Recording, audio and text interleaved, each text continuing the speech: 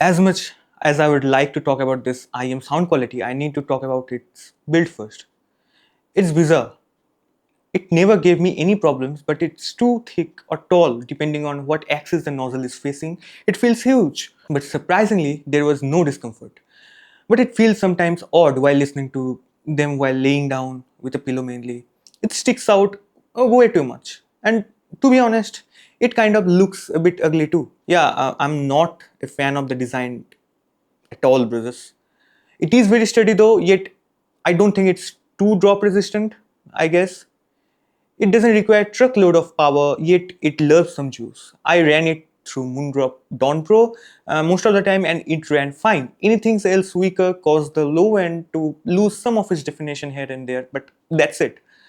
I would suggest you to use a very neutral DAC amp with this IM. The reason will be discussed in the sound quality section. So without further ado, coming to the sound quality, let's discuss the presentation first.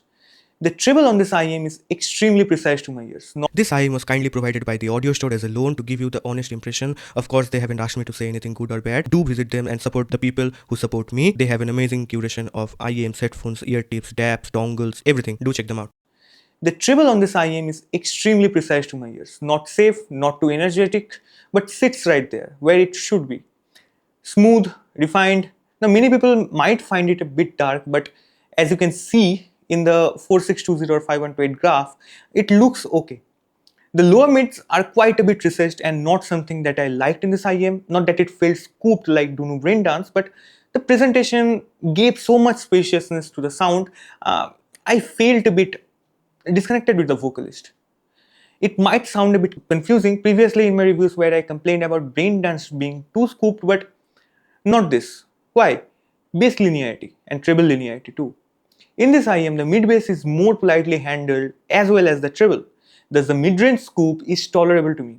I prefer warm sounding mid-range mostly. In this IM, upper mids are quite polished though. Not just the upper mids, the upper half of the spectrum is very well maintained.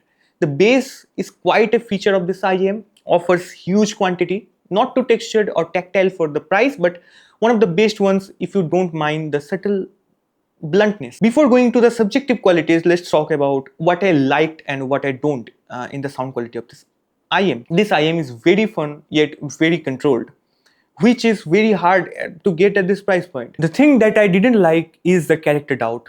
Is it neutral listening device or is it extreme fun? Everything in between has no specific character to be clustered. The sense of space in the bass, mids or the treble might not work well with me, but I sense very broad likability of this tonality. By the sense of spacing, I meant how defined are the bass, mids and treble are. But not to say I'm not a fan of the researched mid-range at all. It's fortunate that the bass is linear for the most part, so it doesn't affect that much, but even a degree of tilt here and there could have made this way worse. You get the point. Now, another thing that impressed me is the timbre characteristics of a fun-oriented sound signature. A bit mellowness can be filled with instrument reproduction, but which might not represent to one-on-one timbre reproduction, but it's a cool thing, it's not an issue. And again, the fit is not causing me any problem and zero comfort issues. Yet, you must form your own opinion on this. Before jumping straight to the subjective stuff and comparison, let's discuss how well it is positioned in the audiophile market. No doubt you are paying some brand value when you are purchasing this IM, but things that make this more complicated is there is not any IM with this finesse in treble under $500, which can give you a similar personality. The only IM that comes to my mind is DaVinci and Megafist OG version, both of which have a very thick lower mids. No doubt that you are paying some brand value when you are purchasing this IM, but other things make this a bit more complicated.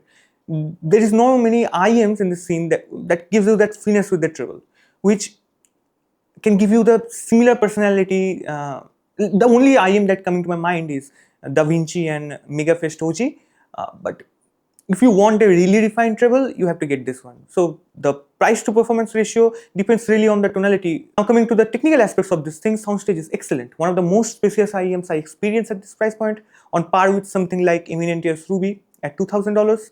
It's very wide, spacious due to the mid-range dip. I quite enjoyed their presentation. Now the details and resolution sort of things are not that good due to the treble refinement. The resolution is apt, but it won't give you a feeling that you are peeking through music through a 8K monitor, and because of the imaging, even after using this IM for weeks, the imaging just felt okay. Nothing to write home about. Very comparable to Mega 5 EST OG, if not slightly better. Now, before jumping into the conclusion, should you buy this IM? Well, if you want something hyper detailed, treble showcase that can give you lush mids, there are better options, of course. But if you want absolute refinement in treble for the most part, yet very well delivered bass, if you want something that is fun yet not too harsh on the fundamental side of the music reproduction, this is a great option. Now coming to the part you skip to comparisons. First, Da Vinci. It's a very big upgrade from it, more refined in the upper half of the spectrum. Lower mids are better in Da Vinci, but bass though is a bit more amplified too in Da Vinci, but not as dense or physical as Meteor. The Vinci that I used are not currently in market. They change it a bit, so take that in mind. Second, it's a solid upgrade from the Hive 4 2. Hive 4 is a touch more bright, detailed, and sometimes a bit too much for bad recordings.